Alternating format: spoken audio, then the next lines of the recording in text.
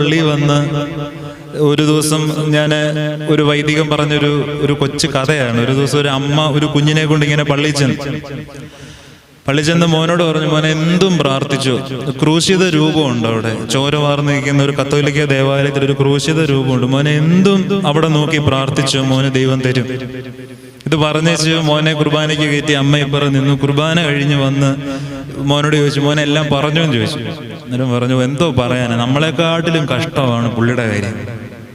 ചാകാൻ കിടക്കുവാണ് കുരിശേലെ. നമ്മൾ ഈ പ്രാർത്ഥിക്കാൻ പള്ളി വന്ന് ഈ മക്കളുടെ UK-യുടെ വിസ പ്രോസസ്സിങ്ങിന്റെ കാര്യം, നമ്മുടെ വണ്ടിയുടെ കാര്യം, FD-യുടെ കാര്യം, രോഗത്തിന്റെ കാര്യം ഒക്കെ നമ്മൾ പറഞ്ഞു വെക്കത്തുള്ളൂ. നമ്മൾ ഈ ലോകത്ത് വേറെ ആരോട് പറയാനാണ്? നമ്മളിത് പറഞ്ഞു വെക്കൂ. നമുക്ക് സമാധാനം വേണം, അനുഗ്രഹം വേണം, ആശ്വാസം വേണം. പക്ഷെ ഇത് പറയുമ്പോൾ ഈ ഒരു ചിന്ത നമ്മുടെ മനസ്സിൽ വേണം. നമുക്കൊക്കെ ഒരു ധാരണ 33.5 വർഷക്കാലം ഈ ലോകത്ത് വന്ന്